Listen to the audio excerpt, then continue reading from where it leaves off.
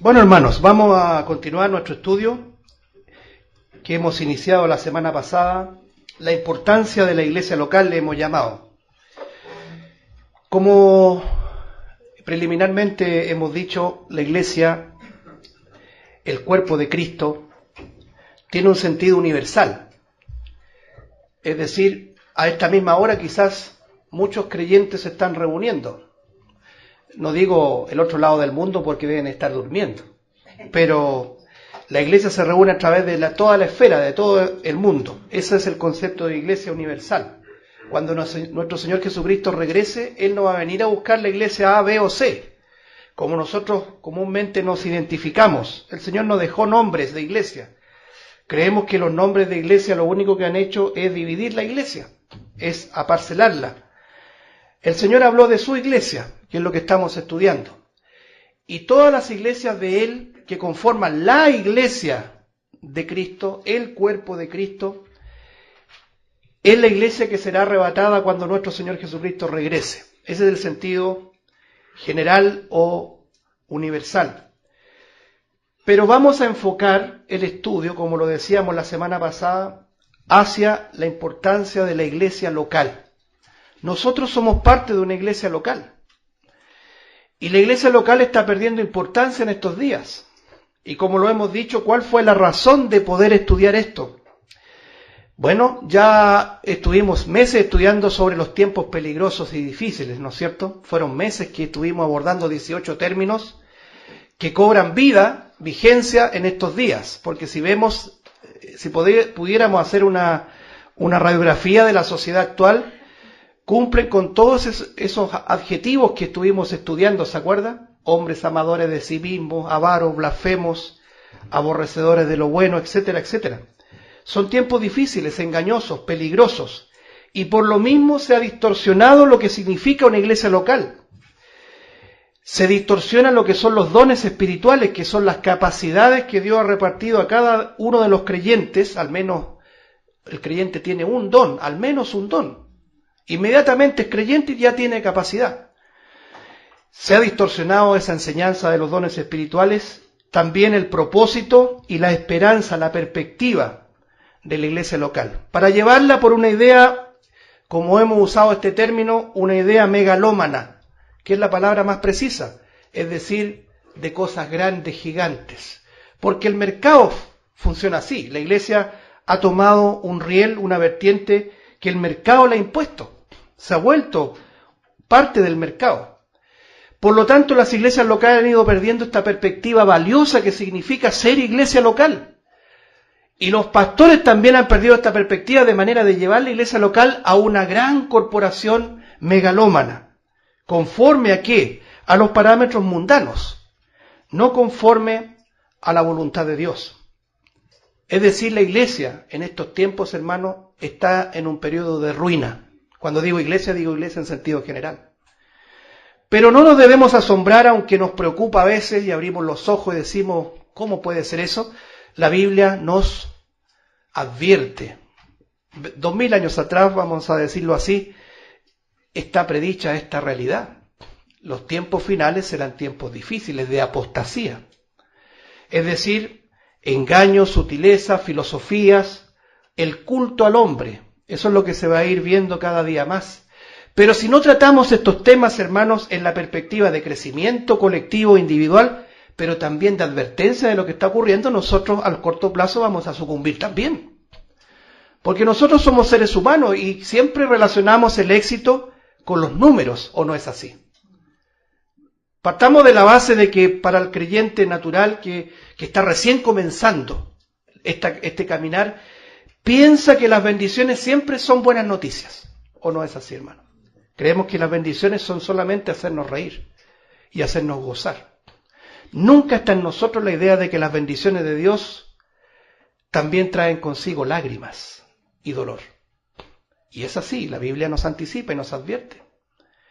A veces, hermanos, los tiempos más difíciles son los tiempos de mayor crecimiento, de mayor bendición para los creyentes. ¿Sabe usted cuándo fue la época más gloriosa de la iglesia? En esto coinciden todos los entendidos, eruditos, teólogos, expertos en la historia de la iglesia. Fue en el tiempo de la persecución. en el tiempo en que se tenían que reunir abajo en los subterráneos, en las catacumbas, en las cloacas de Roma, cuando eran ferozmente perseguidos por los césares. Pero cuando la Iglesia tomó estatus social y fue aplaudida por el Estado por primera vez, estamos hablando del siglo IV, año 325 más o menos, Constantino el Grande dijo: yo no saco nada a conseguir persiguiendo cristianos, así que mejor hagamos esto cristiano y se acabó el problema. Porque de un cristiano que mataban surgían 20 más. Tiempos gloriosos, hermano. Los cristianos eran perseguidos, brutalmente asesinados, los tiraban a la arena con los animales, las bestias se los comían. ¿Sabe cómo morían ellos? Cantando himnos. La gracia de Dios obraba en ellos de manera gloriosa. Entonces, cuando nosotros vemos que las bendiciones no solamente son tiempos de alegría, tiempos de gozo, tiempo en que, en un lenguaje náutico, en que el barco va viento en popa, lo lleva firme hacia el puerto final. No, a veces las cosas se ponen más difíciles. Ahí está la bendición también, hermanos. Todas las cosas nos ayudan a bien. Esto es, a los que conforme a su propósito son llamados. Cuando dice todas las cosas, no solo las cosas que salen bien, sino que aún, aunque no entendamos, las cosas que no salen bien. Debemos esperar la respuesta del Señor. Entonces, como tenemos esa disyuntiva de decir, bueno, las cosas no andan bien, los números no me acompañan, pensamos que no está Dios ahí. No nos engañemos, hermanos. ¿Cuánto más cuando evaluamos una iglesia local? Hoy día se ha metido, hermanos, en el subconsciente, no sé si decirlo así, de los líderes, de los pastores, de los doctores hoy día, de los que guían la iglesia, que la iglesia muestra su éxito en función de su crecimiento, pero crecimiento numérico. Entonces una iglesia que crece numéricamente es una iglesia que va en la perspectiva correcta. Me gustaría ver ese axioma, esa idea en las Escrituras. No aparece. No aparece. Por lo tanto, la importancia de volver a los principios bíblicos para, voy a decirlo así, escúcheme bien, para redescubrir lo que significa una iglesia local. Redescubrir, ¿por qué? Porque no vamos a descubrir nada nuevo, si está ahí, hermanos. Muchas veces hemos escuchado testimonios de hermanos que dicen, ¿sabes? Nunca lo había visto esto. Y estaba ahí. Y ellos han dicho, estaba ahí escrito. Muchas veces porté esta Biblia, pero nunca vi ese texto, ese pasaje que ahora me aclara todas las cosas. Bueno, no en vano la Biblia dice que este libro es luz, ¿no es cierto? La exposición de tus palabras, ¿se acuerdan? Alumbra y hace entender a los simples. Cuando dice simples, es aquellos que no tienen discernimiento, pero el Señor, a través de su palabra, les da el discernimiento. Entonces, la razón del estudio que estamos iniciando tiene ese propósito. Redescubrir el valor de la iglesia local, para que finalmente podamos ver el compromiso que debemos tener con la iglesia local. Un compromiso, hermanos, que debe superar inclusive nuestros compromisos seculares, nuestros compromisos familiares inclusive. No digo que usted abandone la familia, eso también es una falacia. Hay muchos problemas a veces familiares porque dicen, primero mi familia, después la iglesia. ¿Ya? Entonces en la iglesia le dicen, no, usted tiene que abandonar su familia, eso sería una secta. Usted tiene que atender las necesidades de su familia, pero la importancia de la iglesia local tiene que estar en sus prioridades. Entonces el objetivo es ese, hermano, como lo hemos dicho, aumentar las convicciones en cada uno de nosotros, sobre todo en tiempos de engaño, sobre el valor de la iglesia local como asamblea o congregación sencilla. Que no nos capture esta idea megalómana, ¿ya? De mega iglesias, que está, digo tristemente, seduciendo a muchos líderes. Hoy día, bueno, yo creo que ninguno de nosotros podría decir que la multitud no afecta el carácter de un hombre. Claro, imagínense usted cómo puede atrapar a un hombre cuando lo escucha una multitud. Surge la vanidad, surge el ego, surge el yo y surge y todo mezclado entre bueno, esto es lo que estamos evangelizando y al final nos estamos autoengañando. Hermanos, el Señor no fundó una mega iglesia. El Señor fundó la iglesia con iglesias locales y lo vamos a ver a través de las Sagradas Escrituras. Entonces nuestro texto, que vamos a usarlo como fundamento de todo esto, ustedes muy bien lo saben, está en Hechos capítulo 2, verso 42 en adelante. Hechos 2:42 dice, y perseveraban en la doctrina de los apóstoles, en la comunión unos con otros, en el partimiento del pan y en las oraciones.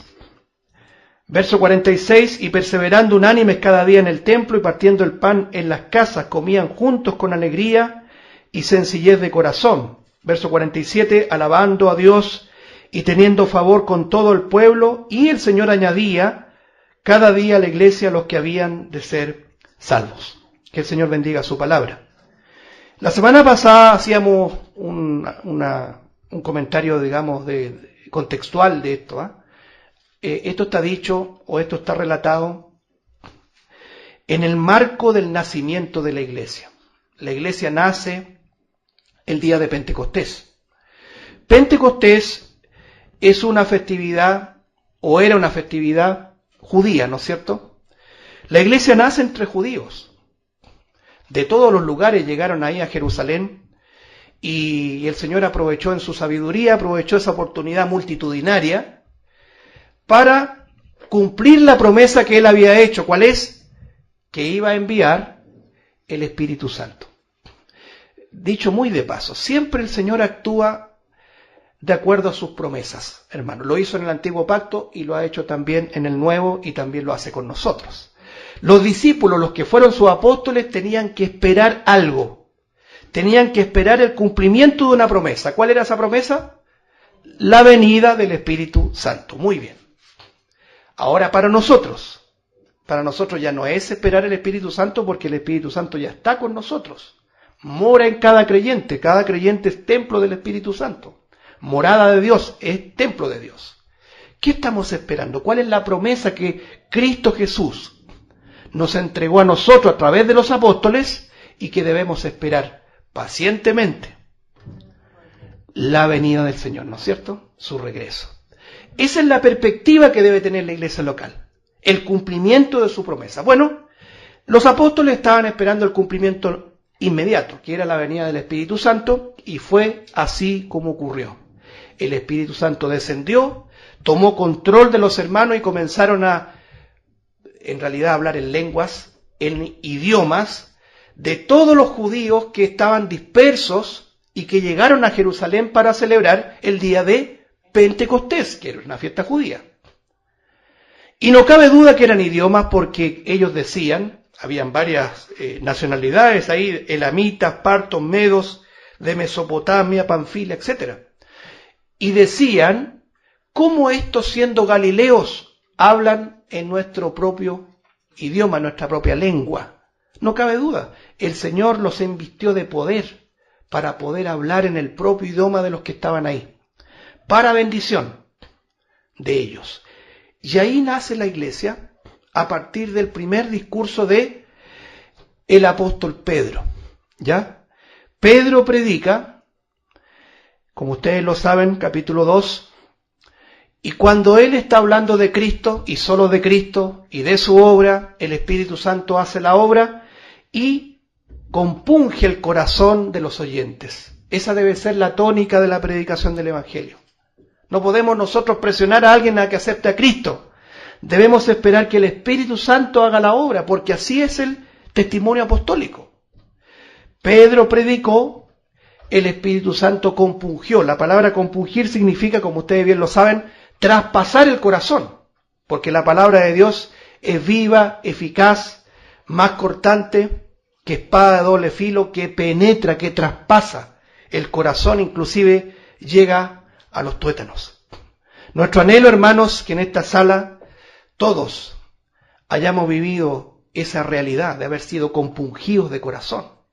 Y si no, nuestro ruego al Señor es que hoy día mismo, en su misericordia, salve a los que aún están lejos. Hermanos, nace la iglesia y comienza este movimiento, porque la iglesia es un movimiento. Como lo hemos dicho, no es una institución que se establece. Nosotros vemos el testimonio apostólico de un movimiento, valga la redundancia, que se mueve. Nunca estuvo enraizado con los poderes temporales, humanos, terrenales, gubernamentales, lo que sea, institucionales. No, era un movimiento, se movía. Era la esencia de lo que el propio Señor Jesucristo dijo. El que es nacido del Espíritu es como el viento, ¿no es cierto? No sabe de dónde viene ni hacia dónde va. Es la soberanía del Espíritu que mueve la iglesia, que la hace crecer. La hace crecer en el sentido no numérico como nosotros lo vemos, sino que en crecimiento espiritual. Entonces, cuando se convierten aquellos, como 3.000, más adelante dice, los que recibieron su palabra fueron bautizados. Inmediatamente el bautismo está ligado a la conversión. Pero el énfasis de nuestro estudio está en lo que sostenía una iglesia local. ¿Qué es lo que hicieron de ahí en adelante? ¿Cuál era la actividad o las actividades de una iglesia local? Como la hemos llamado, ¿cuáles son los pilares de una iglesia local? Aquí menciona 4, en el versículo 42 ya lo comentamos. Primero, perseveraban ¿en qué? En la doctrina. No cabe duda, el principal, o el primero, vamos a decirlo así, más que principal, la primera base, el primer pilar, es la doctrina. Ahora, antes de conversar acerca de la doctrina, en este resumen que hacemos siempre los domingos, es dar el énfasis necesario a la palabra perseverar, porque como lo hemos dicho, perseverar es más que estar, simplemente. Yo asistí a la iglesia. Eso es una asistencia, eso es simplemente estar. Pero perseverar, hermanos, tiene que ver con dificultades, tiene que ver con adversidad. Ahí es donde se muestra la perseverancia. Cuando no tenemos ánimo, cuando hay dificultades, cuando hay luchas, cuando hay desánimo. Lo hemos dicho, hermanos, nosotros en lo secular ni siquiera necesitamos que alguien nos diga tienes que perseverar en el trabajo, porque si no vamos al trabajo, simplemente nos van a echar, nos van a despedir. Usted sabe que tiene que estar, contra viento y marea, contra ánimo, desánimo, problemas, dificultades familiares, etcétera, usted tiene que estar en el trabajo. Pero en la iglesia no ocurre lo mismo, ¿no? En la iglesia la convicción que tenemos es tan quizás pobre de lo que es la iglesia local, que no tiene la misma importancia o trascendencia que nuestro trabajo secular. Entonces cualquier situación que rompa la dinámica diaria de nuestra vida ya pasa a ser, ¿no es cierto?, una dificultad, ¿no es cierto?, un tropiezo para estar en la iglesia local, donde el Señor quiere que esté. Entonces la palabra perseverar revive en ese sentido en nuestra vida, en el sentido de que a pesar de toda la adversidad y los problemas, la perseverancia nos impulsa a estar. Usted no sabe cómo, pero es una acción del Espíritu Santo. Es la gracia de Dios que obra. Y en esto tenemos que aclarar siempre esto, hermano, que la gracia de Dios es un don de Dios, no cabe duda. Pero ya somos cristianos. Y como cristianos tenemos voluntad para obedecer o desobedecer. Cómo nos gustaría que ya el pecado no estuviera en nosotros, pero todos los que estamos aquí somos pecadores. Y siempre va a estar la opción de obedecer o desobedecer. Cuando usted obedece, la gracia de Dios le quita todo el desánimo. Y usted no se da ni cuenta cuando su propia carnalidad, la que le impedía, la que le llevaba a otra decisión, le ha revertido la situación. ¿Y qué es lo que hace usted? Glorifica al Señor. La perseverancia, hermanos, tiene un dejo, obviamente, de responsabilidad personal. Nunca malinterpretemos la gracia para vivir como queramos. Muchos toman la gracia para decir, bueno, el Señor me salvó por gracia, así que yo hago de aquí en adelante lo que quiero. Total, el Señor me salvó. Por eso que algunos nos juzgan, como algunos dicen, estos son los SSS, algo así, salvo siempre salvo. No, el decir que la salvación es segura es verdad, lo dice la Biblia. Pero el decir, yo hago lo que quiero porque la gracia me salvó, esa es mentira. Eso no es una doctrina bíblica. Debemos obedecer, hermanos, porque la obediencia tiene que ver con glorificar al Señor.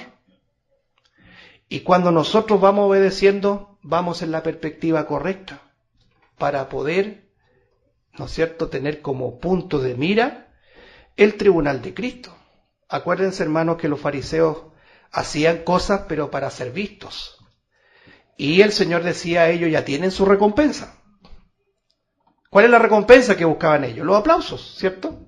Que la gente los mirara. Pero bíblicamente hablando, nosotros, y el Señor nos ayude, Nuestra perspectiva es la recompensa que tendremos ¿dónde? En el cielo, donde no nos va a llenar de vanagloria porque ya no estaremos con el pecado. Va a ser la verdadera recompensa para la gloria de Dios. Por lo tanto, la perseverancia es muy importante, que el Señor y su Santo Espíritu nos ayude a meditar en eso, hermano. De aquí en adelante, perseverar. ¿Ya? ¿En qué primero? En la doctrina. Hermanos, la doctrina es el primer pilar que tiene una iglesia local. No es nada nuevo, la hemos heredado. ¿Heredado de quiénes? Aquí lo dice, de los apóstoles. No debemos salirnos de esta doctrina, hermanos. Ayer escuchaba, como ustedes saben, en la radio, ponemos varios microprogramas y predicaciones de distintos hermanos que aún se mantienen en una línea conservadora y sana. Algunos ya han partido, pero hay que seguir poniéndolos porque no hay reemplazante, como se dice. Y el hermano José Lobati, como ustedes lo conocen bien, el Señor lo usó mucho en profecía bíblica. Está, es una grabación antigua, pero está tratando acerca de el antisemitismo. Es una serie de estudios microespacios que lo estamos poniendo periódicamente en la radio. Antisemitismo significa antijudaísmo. Los mismos cristianos, después de la muerte del último de los apóstoles, se volvieron antisemitas. ¿Ya? En parte lo hemos estado estudiando, o por lo menos mencionamos los días jueves. ¿Por qué digo esto? ¿Por qué lo saqué a colación? Porque nosotros nos apartamos de la doctrina apostólica e inmediatamente nos desviamos. Todo el antisemitismo, voy a decirlo así en comillas bien grandes, el antisemitismo cristiano proviene de los padres de la iglesia, no proviene de los apóstoles. Usted no va a encontrar un apóstol antisemita. Es más, el propio apóstol Pablo ora por Israel, lo estamos estudiando. Capítulo 9, capítulo 10 y capítulo 11 de Romanos principalmente habla de Israel, del pasado de Israel, del presente de Israel y del futuro de Israel, de la restauración de Israel. El odio contra los judíos vino con los mal llamados padres de la iglesia, porque la iglesia no tiene padres. El propio Señor dijo, a nadie llaméis padre. Por eso es importante perseverar ¿en qué? En la doctrina de los apóstoles. Eso es muy importante. La doctrina es el cúmulo de enseñanzas de los apóstoles. Pero esa enseñanza de los apóstoles está subordinada a la doctrina ¿de quién? De nuestro Señor Jesucristo. Y la enseñanza de nuestro Señor Jesucristo, como lo estudiamos, está subordinada ¿a quién? A la doctrina del Padre. De modo que hay una subordinación tras subordinación. El Hijo se somete al Padre, los apóstoles se someten al Hijo y nosotros nos sometemos ¿a quién? A la doctrina apostólica. Y en eso debemos perseverar, número uno. Segundo, debemos perseverar en la comunión unos con otros. Esto es muy importante porque gatilla el asunto de la iglesia local directamente, la asistencia a la iglesia local. ¿Cómo podemos tener comunión si no estamos asistiendo regularmente? Cuando digo regularmente, aclaramos que a veces no podemos, o estamos enfermos, decaídos, realmente inhabilitados para asistir, imponderables, que se entienden. Pero cuando eso se transforma en un patrón de vida, eso ya está mal. Porque se transforma en un uso o en una costumbre. Como el propio autor de Hebreo lo advierte, no teniendo tal costumbre como aquellos que no se congregan. ¿Se acuerdan? Lo dice de otra forma. No dejando de congregarnos como algunos tienen por hábito, por costumbre.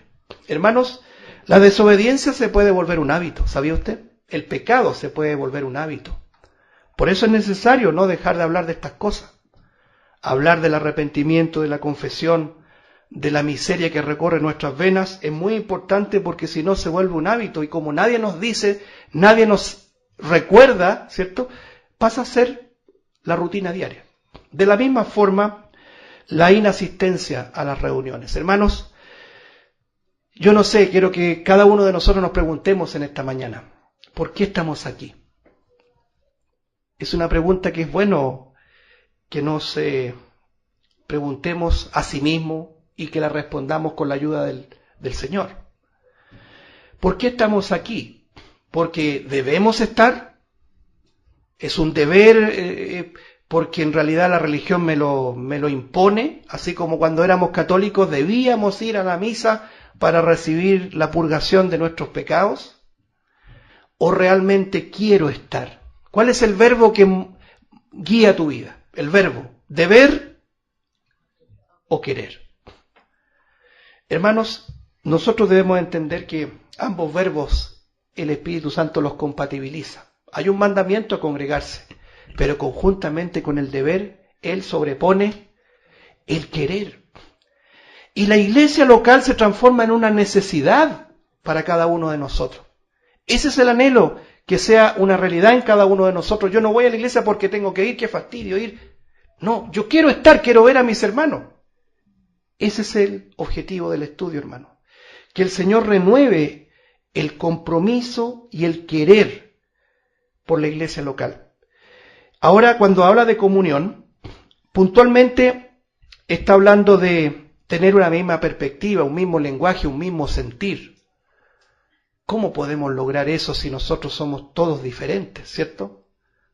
No solamente físicamente, sino que también en muchos aspectos de personalidad. Somos distintos. ¿Y cómo el Señor puede establecer comunión, hermanos, en un grupo tan distinto? Y no digo solamente esta iglesia, sino que todas las iglesias locales. Somos todos distintos. Solamente a través de la comunión, primeramente en la doctrina. La palabra de Dios es la que nos lleva a tener una misma perspectiva, hermanos. Si nosotros dejamos la palabra de Dios, cada uno tiene su propia idea. Y comienzan esa idea subjetiva del yo pienso, el yo creo, el yo siento, y todo el ámbito de la iglesia se transforma en una idea subjetiva. Lo que tú piensas no es lo mismo que pienso yo, lo que piensa mi hermano. No hay comunión. Una de las cosas que mencionamos cuando estudiamos la comunión, ¿se acuerdan? No sé si alguien se acuerda, espero que sí. Es que la iglesia estaba junta y unánime. ¿Se acuerdan? Uno puede estar junto, pero no unánime. O uno puede estar unánime, pero no junto. No se cumple el objetivo en ninguna de las dos posibilidades. Las combinaciones no dan el rumbo correcto. Yo puedo estar unánime con la iglesia, estoy de acuerdo con todo lo que dicen, pero no me congrego. Está mal. O puedo estar y no estoy de acuerdo en nada, o en gran parte de lo que se enseña también no está correcto. Algo pasa, algo hay que conversar. Y la comunión nos lleva a traer a la luz. ¿Se acuerdan lo que decía Juan? Si estamos en luz, tenemos comunión unos con otros. Es importante la comunión. Cuando hay situaciones difíciles, situaciones que no se entienden, discrepancias, debemos traerlas a la luz. Nunca abordarlas en la oscuridad. Cuando digo luz, conversarlas. Cara a cara, mirándonos a los ojos. Es lo mejor.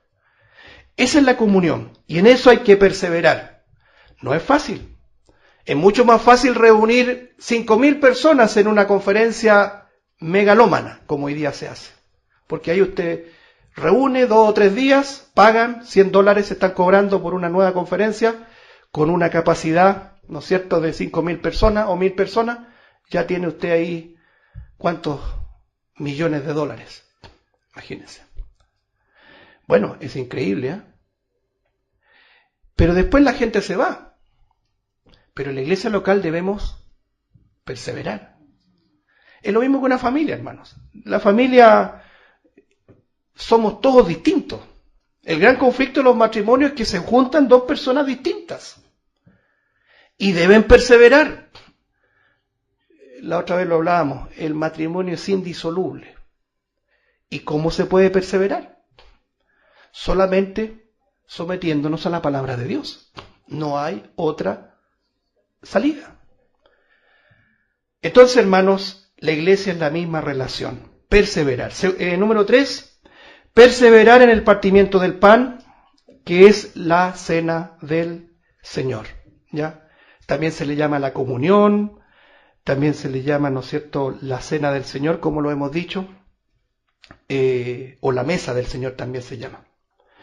Es recordar, es una reunión de conmemoración en la cual también debemos perseverar. Así como no es normal, digamos, en el crecimiento de un creyente, que diga, soy creyente y no me quiero bautizar, Eso no es normal.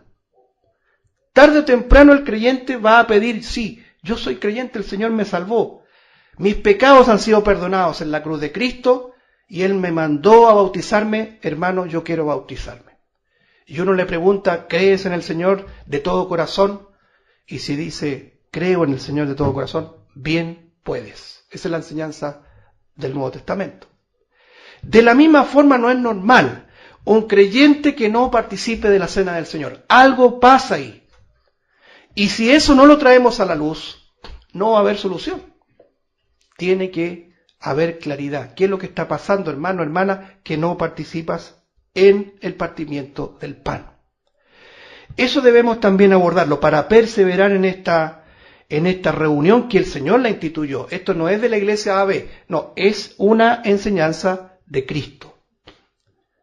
¿Se acuerdan lo que decía el apóstol Pablo? Esto recibí del Señor. Habla del pan, habla de la copa y hacerlo hasta que el Señor regrese. Es decir, la conversión, el bautismo, la cena del Señor hasta que Él regrese. Debemos perseverar en eso. Y número 4, perseverar en las oraciones. No solamente las oraciones individuales, que es un área personal de cada uno de nosotros. Una vez hablábamos de eso hace años atrás, preguntaban, hermano, ¿cómo está tu área devocional privada? Entonces uno se pone a mirar, ¿cierto? Se pone a silbar. Ahí está todo, hermano. ¿Cómo está nuestra vida devocional? A veces uno, hermano, exige en la iglesia lo que nosotros no hacemos en privado. La Biblia dice, tú entra a tu aposento, a tu dormitorio, a tu recámara, como quieran llamarlo, a puerta cerrada. Y tu Padre que ve y oye en lo secreto, te recompensará en público. A veces nosotros el orden lo tenemos invertido. Exigimos de la iglesia lo que nosotros no hacemos en casa. Debemos partir por casa. Hermanos, si nosotros tenemos una comunión en casa, nunca vamos a hacer nada indebido que afecte la comunidad, que afecte la colectividad, porque estamos en comunión en lo íntimo. Pero cuando no hay comunión en lo íntimo, siempre va a haber una u otra actividad o intervención nuestra que pueda afectar la comunión de los santos. Entonces, la oración es muy importante, hermanos, en lo privado, primeramente, y como recompensa, dice el Señor, en público. Ahora nosotros, claro, oramos como iglesia, siempre tenemos oración, clamamos al Señor, pedimos por los hermanos, las necesidades, eso es muy bueno. Y para hacerlo colectivamente, ¿qué tenemos que hacer? Estar. ¿Se da cuenta que los 4 pilares apuntan a la importancia de la iglesia local? ¿Cómo yo puedo perseverar en la doctrina si no estoy? ¿Cómo puedo tener comunión si no estoy? ¿Cómo puedo partir el pan si no estoy? ¿Cómo puedo orar si no estoy? Es importante la iglesia local para poder cumplir esta instrucción que la palabra de Dios nos enseña. Ahora en el versículo 46 ya vamos a abordar el otro pasaje. Nuevamente la palabra y perseverando, unánimes. A ver, los que son buenos para la gramática, aquí jóvenes que están estudiando, ¿cómo está conjugado el verbo perseverar en el versículo 46? Presente continuo, muy bien, muy bien. Gerundio, ¿no es cierto? Es una práctica diaria. Hermanos, nosotros, gramática, exacto. Nosotros no solamente cruzamos la puerta de la salvación, ¿se acuerda que dice la Biblia que dice primero que angosta en la puerta, Mateo capítulo 7, angosta en la puerta, pero después dice que es angosto, ¿qué cosa? El camino. El camino nos habla de este presente continuo. Uno puede decir, ya el Señor me salvó, pero ahora tienes que caminar, tienes que estar caminando, presente continuo. La vida del cristiano no ha parado. La salvación está consumada, no hay duda, pero nuestra vida de cristiano es un presente continuo. La perseverancia no es el mes pasado, es toda la vida, hermanos. Debemos perseverar.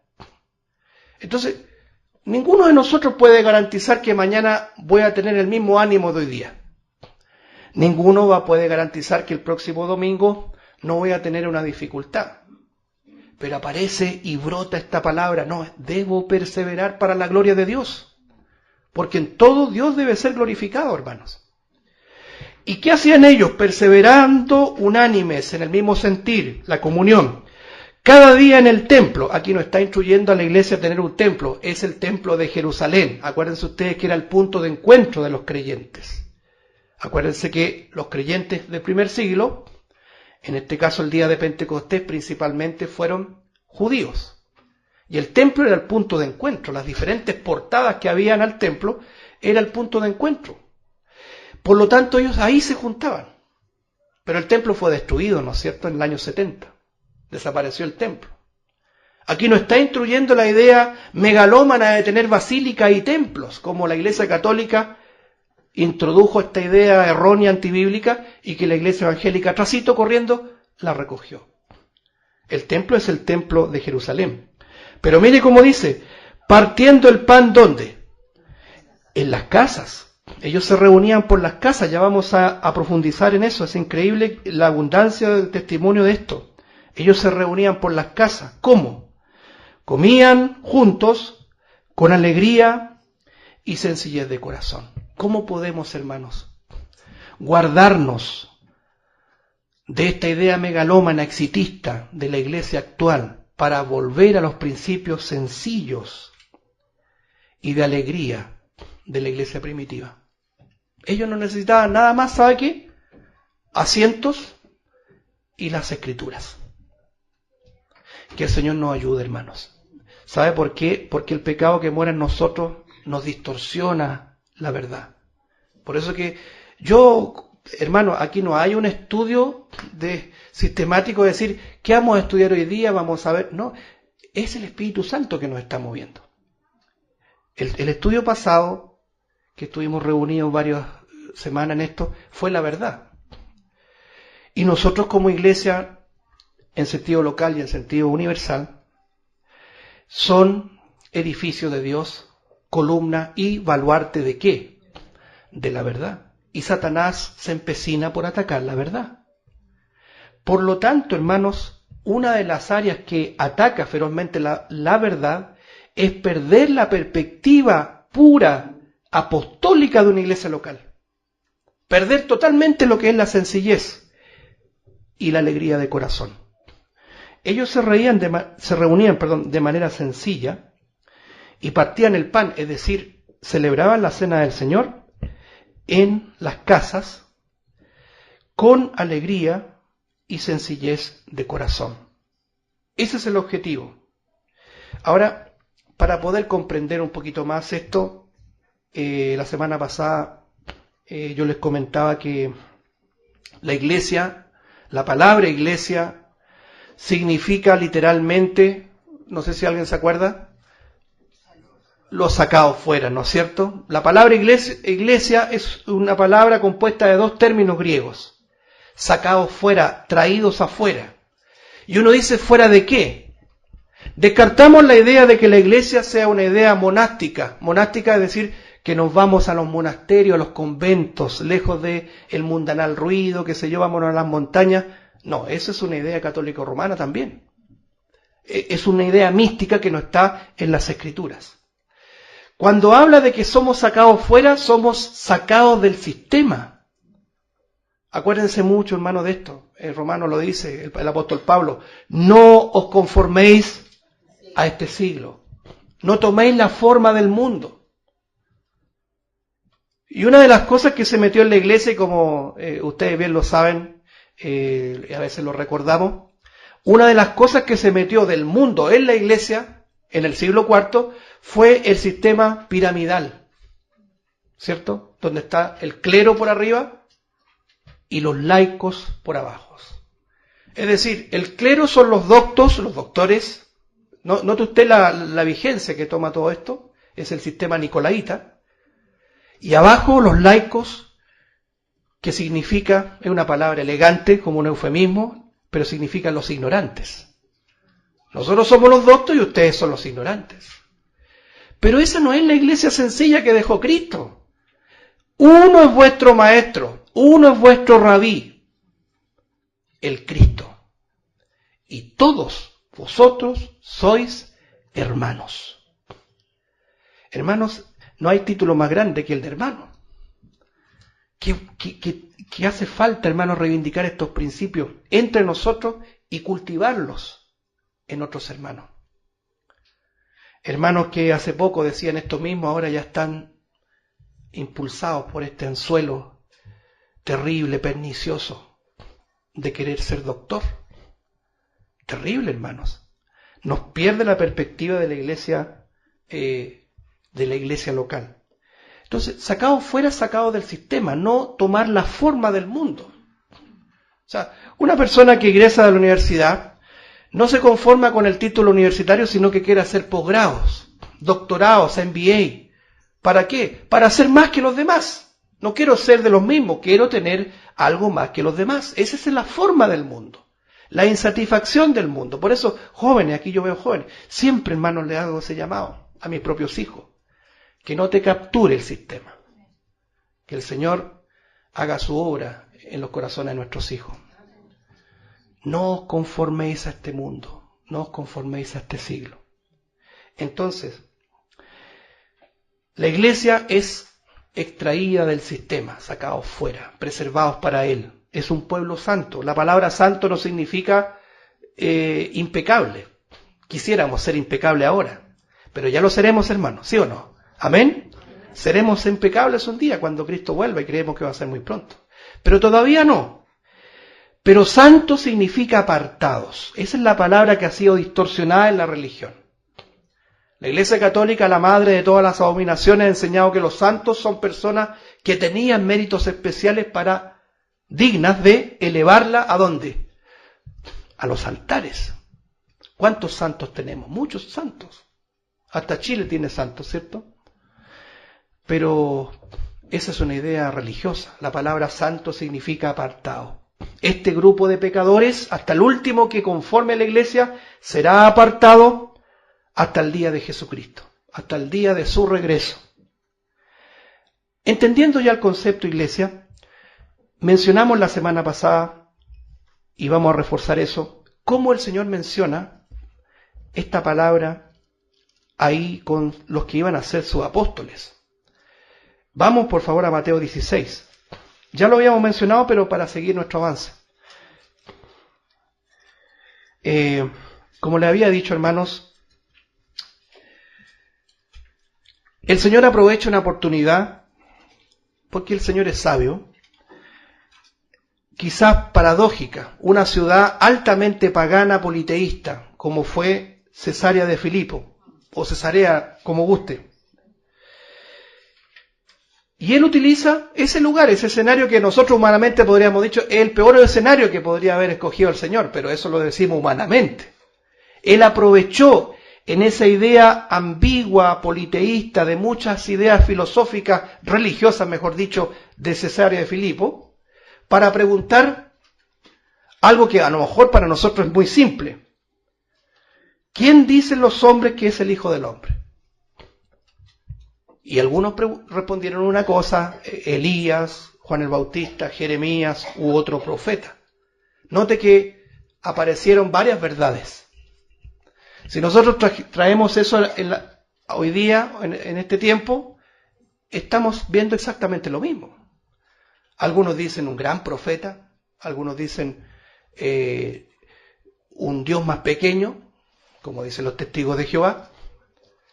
Algunos dicen fue realmente un impulsor de las reformas sociales. Vaya a ponerle el título que quiera. Pero la verdad es una sola, hermanos. Jesús era el Hijo de Dios, el Cristo, el Redentor, el Salvador de su pueblo. Esa es la verdad. El resto son solamente ideas relativas que conforman la mentira. Entonces, cuando respondían unos que era Elías, era Jeremías, era otro profeta, el Señor les dijo directamente: ¿quién decís vosotros, ustedes, los que me siguen, mi grupo más íntimo? ¿Quién dicen que soy yo. Y responde, como lo hemos dicho, el que menos sabía, el que menos capacidad sabía. Usted, mire, anótelo como referencia nomás. ¿Usted se acuerda de este pasaje que dice Lucas? Pero no lo busque para que no nos distraigamos de ahí. Dice, entonces les abrió el entendimiento para que comprendiesen las Escrituras. Lucas capítulo número 24, verso 45. Hasta ese entonces ellos no entendían nada de lo que estaba pasando. Nada. No entendían quién era Cristo. No obstante, Pedro, el que menos capacidad tenía en sentido de conocimiento, fue el que respondió la verdad. Tú eres el Cristo, el Hijo del Dios viviente. Ahora la pregunta es, ¿Pedro lo habrá leído en un texto? ¿Qué habrá pasado ahí? Por gracia, por gracia. El Señor lo usó por gracia. El mismo Señor lo dice, versículo 17. Mateo 16, 17. Entonces le respondió Jesús, bienaventurado eres, feliz eres. Hermano, el ser creyente es lo más grande que puede haber sucedido.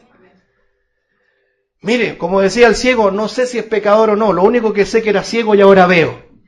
Hermanos, no, ninguno de nosotros es licenciado en griego, ni en latín, ni en nada, pero somos salvos. Cristo murió por nosotros.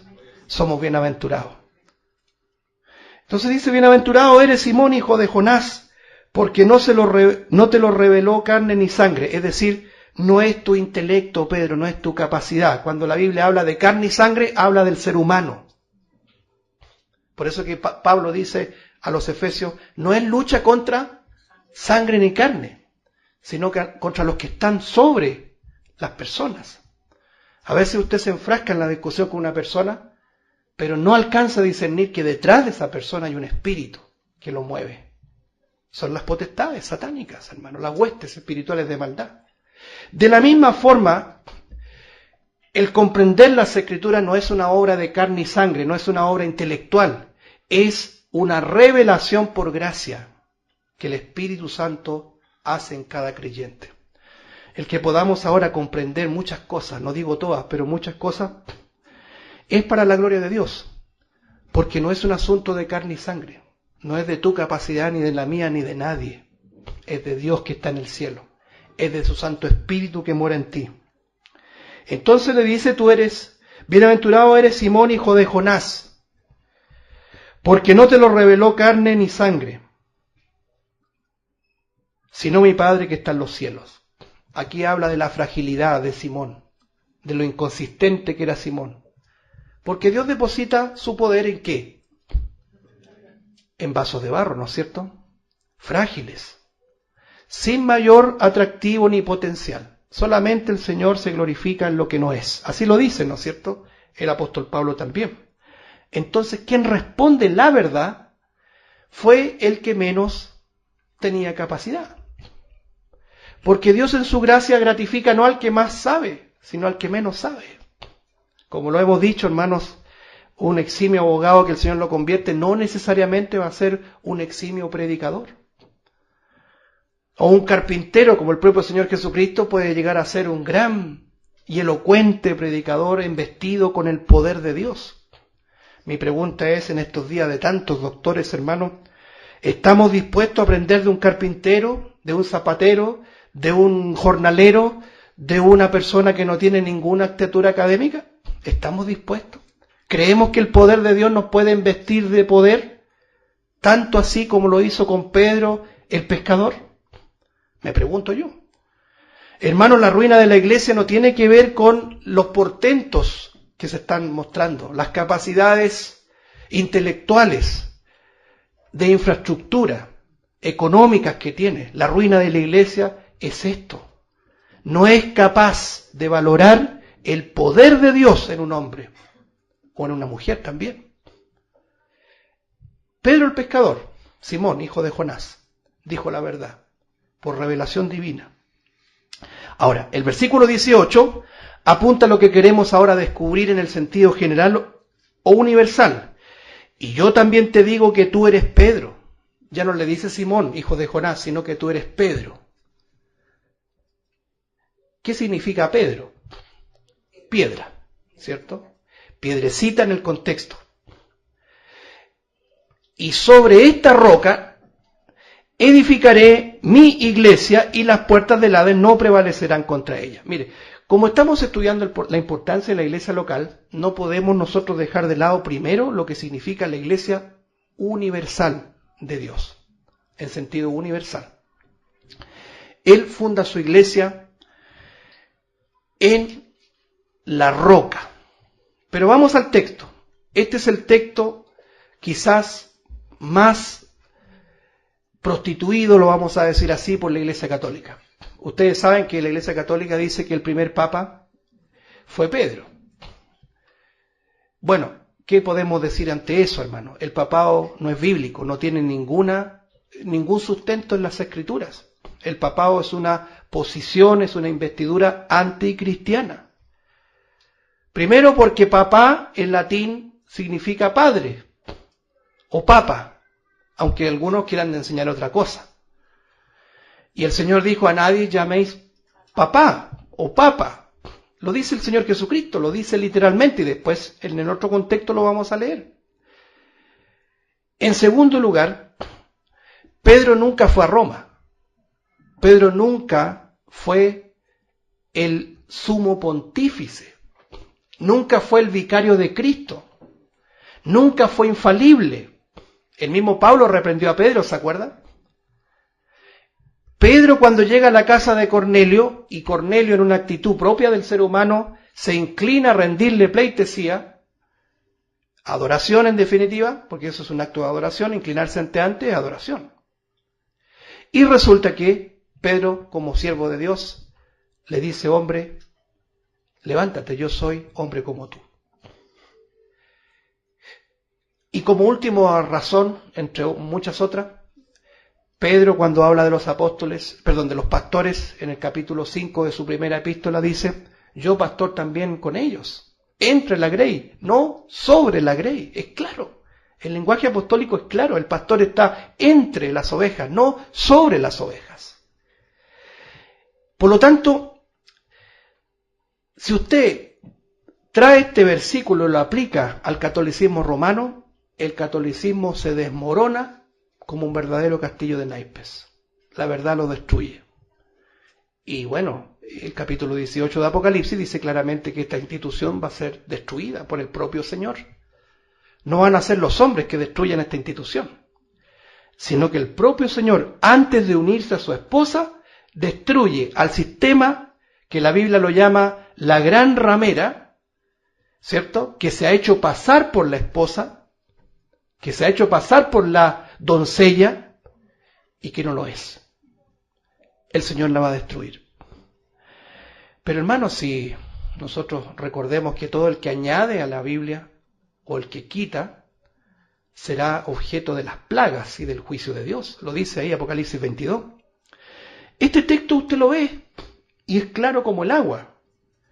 El Señor no está fundando su iglesia en Pedro. Tú eres Pedro, tú eres piedra, pero dice sobre esta roca. En el original aparecen dos palabras: Petros, Pedro, Petra, roca. Petros, piedrecita, Petra, roca grande. Y no podría ser de otra forma, porque ¿quién es la roca? Es Cristo Jesús. Salmo 18, ¿qué es lo que dice? Te alabo, Jehová, fortaleza mía, roca mía y castillo mío. Hay varios salmos que hablan de que Él es la roca. Porque para nosotros entender lo que significa una roca es inmutable. Vienen las olas y chocan con la roca y la roca permanece inmutable. Pero la piedra no, la piedra es vulnerable. Y cuanto más Pedro, que después en el versículo, como lo leímos ahí en el versículo 22 y 23, ahí si usted lo lee, sigue siendo el Pedro inconsistente. No vayas a Jerusalén, le dijo Pedro al Señor, para que no te acontezca. ¿Sabes lo que le estaba diciendo en otras palabras? No vayas a la cruz a morir por mí. Eso le estaba diciendo, porque no entendía, porque su entendimiento todavía no había sido abierto. Hermanos, si algo tenemos que nosotros reconocer y darle mucha gloria al Señor y gracias al Señor, es que Él nos abrió el entendimiento, así como le abrió el corazón a Lidia. Y ese es nuestro ruego por aquellos que están aquí quizás en esta mañana y todavía el Señor no les ha abierto el entendimiento. Debe ser como escuchar a alguien en chino. Pero confiamos en la gracia de Dios, hermano, y en la misericordia de Dios, que así como lo hizo con Pedro, con nuestras propias vidas, nos abrió el entendimiento. Entonces, Pedro no entendía nada. No vayas a Jerusalén. Y el Señor le dice, apártate de mí, Satanás, que me eres tropiezo, porque no pones la mira en las cosas de Dios, sino en las de los hombres. Mire, un síntoma, por decirlo así, de una persona religiosa pero no creyente, que ha sido investida con el poder del Espíritu Santo, que siempre su mira la pone en las cosas de los hombres. Nosotros tenemos una naturaleza que está ahí condenada, y esa naturaleza siempre va a querer poner la mira ¿en qué? En las cosas de los hombres. Entonces Pedro, no cabe duda, un escogido de Dios, fue un apóstol, pero el Señor le revela el área más dramática de sí mismo, su fragilidad, su carnalidad, su pecado. Su perspectiva era meramente terrenal. No quería que fuera a sufrir el Señor. No podía comprender que el sufrimiento del Señor era bendición para nosotros. Maravilla y gracia de Dios, ¿no es cierto? Maravillosa gracia de Dios. Entonces, el Señor dice acá, tú eres Pedro, volvamos al versículo 18, y sobre esta roca, firme, inmutable, edificaré mi iglesia. Note usted, no la iglesia del pastor A, B o C, la iglesia de Cristo. No es la iglesia del hermano tanto, es la iglesia de Cristo, la que Él fundó, la que Él edificó. Y nosotros sabemos lo que somos, piedras vivas, que vamos siendo incorporados a este edificio. Y una vez que sea incorporada la última de las piedras vivas, la iglesia es sacada de la faz de la tierra, como lo dice primero a los tesalonicenses. Seremos arrebatados juntamente con los que murieron en Cristo. Por lo tanto, el Señor por primera vez anuncia el nacimiento de una asamblea, de una iglesia, de aquellos sacados fuera, fundados y edificados, no en un hombre, sino que en la roca. Para terminar, porque el tiempo se nos fue, ¿qué es la roca? Porque dice sobre esta roca. No cabe duda, es la confesión de Pedro. ¿Quién dicen ustedes que yo soy? Y Pedro, Simón hijo de Jonás, le dice, tú eres el Cristo, el Hijo del Dios viviente. Ese es el fundamento de la iglesia. Y ese es el fundamento que pusieron los apóstoles. Arraigados en el fundamento, decía Pablo. ¿El fundamento cuál es? Es Cristo Jesús. No hay otro.